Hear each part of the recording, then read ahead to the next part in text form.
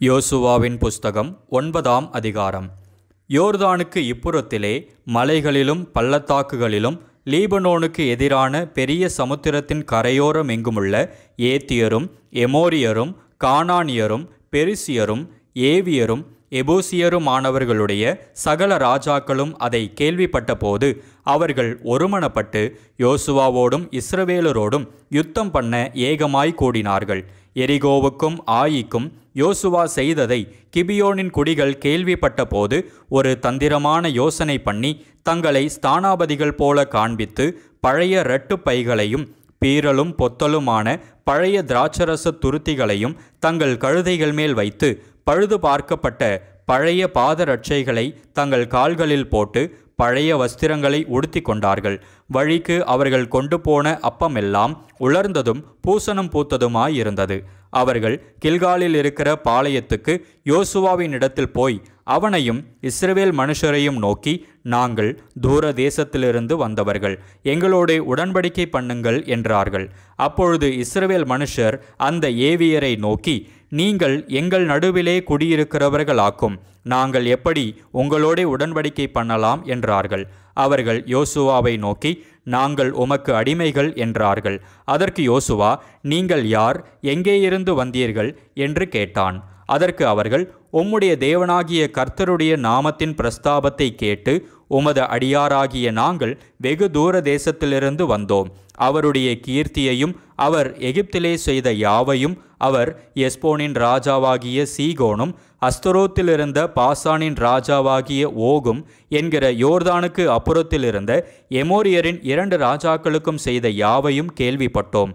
ஆகையால் எங்கள் மூப்பரும் எங்கள் தேசத்து குடிகள் எல்லாரும் எங்களை நோக்கி, உங்கள் கைகளில் வழிக்கு ஆகாரம் எடுத்துக்கொண்டு அவர்களுக்கு எதிர்கொண்டு போய் அவர்களிடத்தில், நாங்கள் உங்கள் அடியார், எங்களோட உடன்படிக்கை பண்ண வேண்டும் என்று சொல்லச் சொன்னார்கள். உங்களிடத்தில் வர நாங்கள் புறப்படுகிற அன்றே எங்கள் வழி பிரயாணத்துக்கு இந்த அப்பத்தை சுட சுட எங்கள் வீட்டிலிருந்து எடுத்து கொண்டு வந்தோம். இப்பொழுது இதோ உலர்ந்து பூசணம் பூத்திருக்கிறது. நாங்கள் இந்த திராட்சரச துருத்திகளை நிரப்புகையில் புதிதாயிருந்தது, ஆனாலும் இதோ கிழிந்து போயிற்று. எங்கள் வஸ்திரங்களும் பாதரட்சைகளும் நெடுந்தூரமான பிரயாணத்தினாலே பழசாய் போயிற்று என்றார்கள். அப்பொழுது இஸ்ரவேலர் கர்த்தருடைய வாக்கை கேளாமல் அவர்களுடைய போஜன பதார்த்தத்தில் சிறிது வாங்கி கொண்டார்கள். யோசுவா அவர்களோடே சமாதானம் பண்ணி அவர்களை உயிரோடே காப்பாற்றும் உடன்படிக்கையை அவர்களோடே பண்ணினான். அதற்காக சபையின் பிரபுக்கள் அவர்களுக்கு ஆணையிட்டு கொடுத்தார்கள். அவர்களோடு உடன்படிக்கை பண்ணி 3 நாள் சென்ற பின்பு அவர்கள் தங்கள் அயலார் என்றும் தங்கள் நடுவே குடியிருக்கிறவர்கள் என்றும் கேள்விப்பட்டார்கள். இஸ்ரவேல் புத்திரர் பிரயாணம் பண்ணுகையில் 3ஆம் நாளில் அவர்கள் பட்டணங்களுக்கு வந்தார்கள். அந்த பட்டணங்கள் கிபியோன், கெபிரா, பெயரோத், கீரியாத் எயாரீம் என்பவைகள்.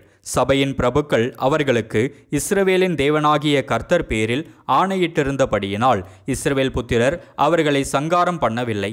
ஆனாலும் சபையார் எல்லாரும் பிரபுக்கள் மேல் முறுமுறுத்தார்கள். அப்பொழுது சகல பிரபுக்களும் சபையார் யாவரையும் நோக்கி, நாங்கள் இஸ்ரவேலின் தேவனாகிய கர்த்தர் பேரில் அவர்களுக்கு ஆணையிட்டு கொடுத்தோம். ஆதலால் அவர்களை நாம் தொடக்கூடாது. கடுங்கோபம் நம்மேல் வராதபடிக்கு நாம் அவர்களுக்கு இட்ட ஆணை நிமித்தம் நாம் அவர்களை உயிரோடே வைத்து அவர்களுக்கு ஒன்று செய்வோம். பிரபுக்களாகிய நாங்கள் அவர்களுக்கு சொன்னபடி அவர்கள் உயிரோடிருந்து சபையார் எல்லாருக்கும் விறகு வெட்டுகிறவர்களாகவும் தண்ணீர் எடுக்கிறவர்களாகவும் இருக்க கடவர்கள் என்று பிரபுக்கள் அவர்களோடே சொன்னார்கள். பின்பு யோசுவா அவர்களை அழைப்பித்து, நீங்கள் எங்கள் நடுவே குடியிருக்கும்போது நாங்கள் உங்களுக்கு வெகு தூரமாயிருக்கிறவர்கள் என்று சொல்லி எங்களை வஞ்சித்தது என்ன? இப்போதும் நீங்கள் சபிக்கப்பட்டவர்கள், என் தேவனுடைய ஆலயத்துக்கு விறகு வெட்டுகிறவர்களும் தண்ணீர் எடுக்கிறவர்களுமான பணிவிடைக்காரராயிருப்பீர்கள். இந்த ஊழியம் உங்களை விட்டு நீங்க மாட்டாது என்றான். அவர்கள் யோசுவாவுக்கு பிரதியுத்தரமாக, தேசத்தை எல்லாம் உங்களுக்கு ஒப்புக்கொடுக்கவும் தேசத்தின் குடிகளையெல்லாம் உங்களுக்கு முன்பாக அழிக்கவும் உம்முடைய தேவனாகிய கர்த்தர் தமது தாசனாகிய மோசேக்கு கட்டளையிட்டது உமது அடியாருக்கு நிச்சயமாகவே அறிவிக்கப்பட்டதினால் நாங்கள் எங்கள் ஜீவன் நிமித்தம் உங்களுக்கு மிகவும் பயந்து இந்த காரியத்தை செய்தோம். இப்போதும் இதோ உமது கையில் இருக்கிறோம். உம்முடைய பார்வைக்கு நன்மையும் நியாயமுமாய் தோன்றுகிறபடி எங்களுக்கு செய்யும் என்றார்கள். அப்படியே யோசுவா அவர்களுக்கு செய்து இஸ்ரவேல் புத்திரர் அவர்களை கொன்று போடாதபடிக்கு அவர்களை இவர்கள் கைக்கு தப்புவித்தான். இந்நாள் மட்டும் இருக்கிறபடியே அந்நாளில் அவர்களை சபைக்கும் கர்த்தர் தெரிந்து கொள்ளும் இடத்திலிருக்கும் அவருடைய பலிபீடத்துக்கும் விறகு வெட்டுகிறவர்களாகவும் தண்ணீர் எடுக்கிறவர்களாகவும் ஆக்கினான். யோசுவாவின் புஸ்தகம் 10ஆம் அதிகாரம்.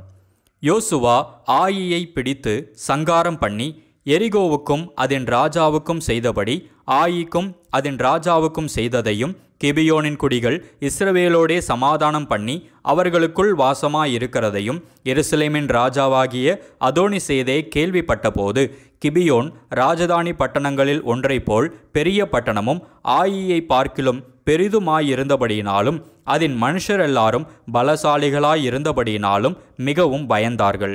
ஆகையால் எருசலேமின் ராஜாவாகிய அதோனிசேதேக் எபிரோனின் ராஜாவாகிய ஓகாமுக்கும் யர்மூத்தின் ராஜாவாகிய பீராமுக்கும் லாகீசின் ராஜாவாகிய யப்பியாவுக்கும் எக்லோனின் ராஜாவாகிய தெபீருக்கும் ஆள் அனுப்பி, நாங்கள் கிபியோனை சங்கரிக்கும்படி நீங்கள் என்னிடத்தில் வந்து எனக்கு துணை செய்யுங்கள்.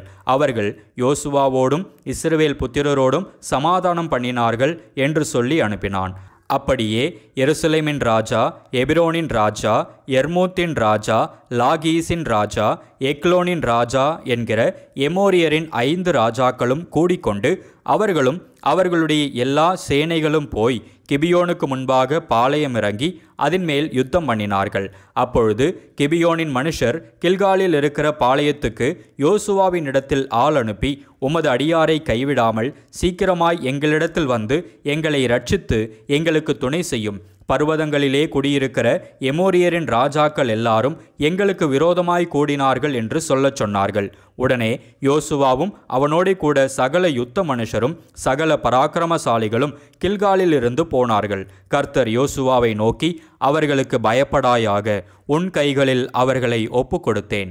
அவர்களில் ஒருவரும் உனக்கு முன்பாக நிற்பதில்லை என்றார். யோசுவா கில்காலிலிருந்து முழுதும் நடந்து திடீரென்று அவர்கள் மேல் வந்துவிட்டான். கர்த்தரோ அவர்களை இஸ்ரவேலுக்கு முன்பாக கலங்க பண்ணினார்.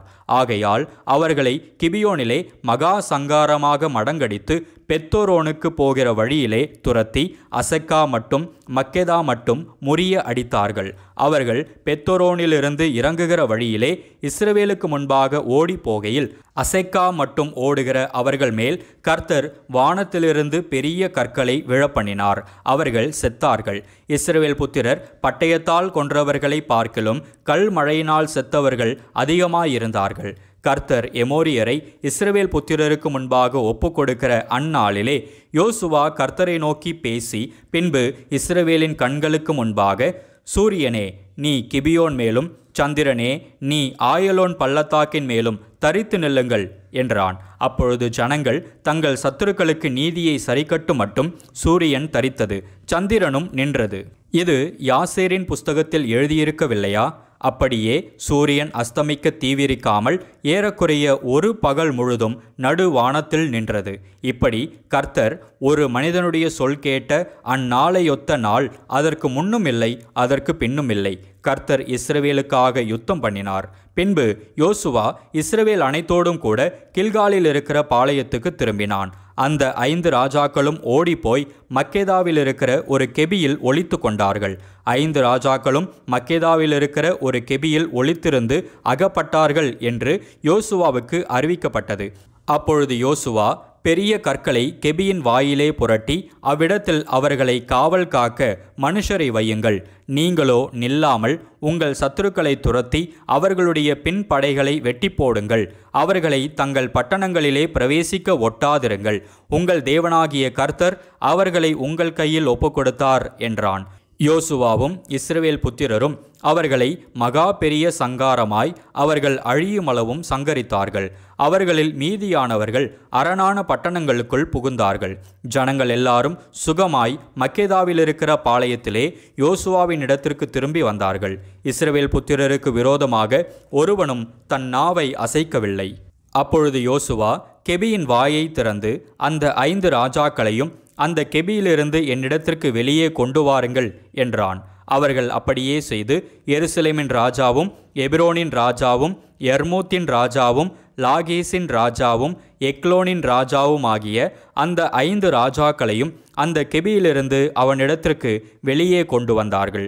அவர்களை யோசுவாவின் இடத்திற்கு கொண்டு வந்த போது யோசுவா இஸ்ரவேல் மனுஷரையெல்லாம் அழைப்பித்து தன்னோடே கூட வந்த யுத்த மனுஷரின் அதிபதிகளை நோக்கி, நீங்கள் கிட்ட வந்து உங்கள் கால்களை இந்த ராஜாக்களுடைய கழுத்துகளின் மேல் வையுங்கள் என்றான். அவர்கள் கிட்ட வந்து தங்கள் கால்களை அவர்கள் கழுத்துகளின் மேல் வைத்தார்கள்.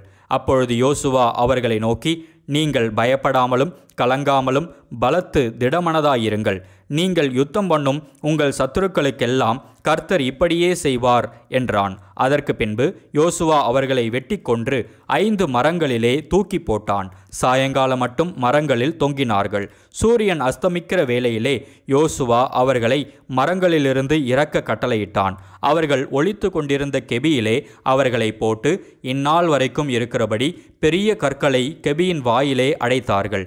அந்நாளிலே யோசுவா மக்கெதாவை பிடித்து அதை பட்டய கருக்கினால் அழித்து அதன் ராஜாவையும் அதிலுள்ள மனுஷராகிய சகல நர ஜீவன்களையும் ஒருவரையும் மீதியாக வைக்காமல் சங்காரம் பண்ணி எரிகோவின் ராஜாவுக்கு செய்தது போல மக்கெதாவின் ராஜாவுக்கும் செய்தான்.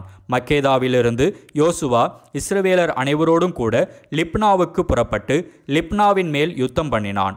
கர்த்தர் அதையும் அதன் ராஜாவையும் இஸ்ரவேலின் கையில் ஒப்பு கொடுத்தார். அதையும் அதிலுள்ள சகல நர ஜீவன்களையும் ஒருவரையும் அதிலே மீதியாக வைக்காமல் பட்டய கருக்கினால் அழித்து எரிகோவின் ராஜாவுக்கு செய்தது போல அதன் ராஜாவுக்கும் செய்தான். லிப்னாவிலிருந்து யோசுவா இஸ்ரவேல் அனைத்தோடும் கூட லாகீசுக்கு புறப்பட்டு அதற்கு எதிரே பாளையம் இறங்கி அதன் மேல் யுத்தம் பண்ணினான். கர்த்தர் லாகீஸை இஸ்ரவேலின் கையில் ஒப்பு கொடுத்தார். அதை 2ஆம் நாளிலே பிடித்து லிப்னாவுக்கு செய்தது போல அதையும் அதிலுள்ள எல்லா நர ஜீவன்களையும் பட்டய கருக்கினால் அழித்தான். அப்பொழுது கேசேரின் ராஜாவாகிய ஓராம் லாகீசுக்கு துணை செய்யும்படி வந்தான். யோசுவா அவனையும் அவன் ஜனத்தையும் ஒருவனும் மீதியாயிராதபடி வெட்டி போட்டான்.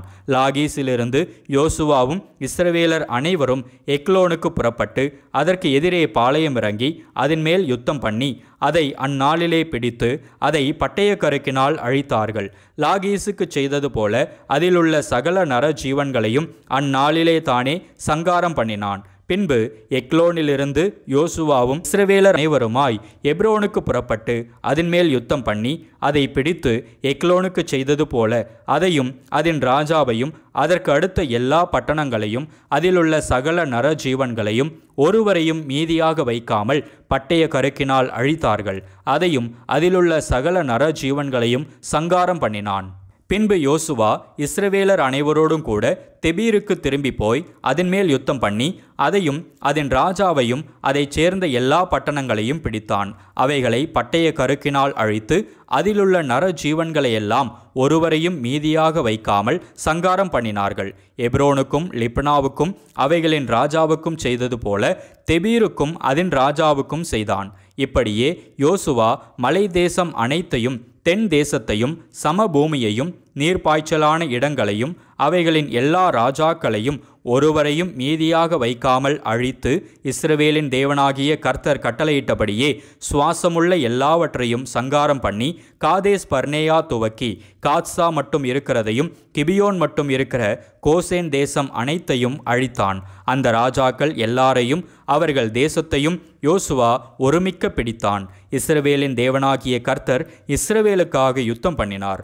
பின்பு யோசுவா இஸ்ரவேல் அனைத்தோடும் கூட கில்காலில் இருக்கிற பாளையத்துக்கு திரும்பினான்.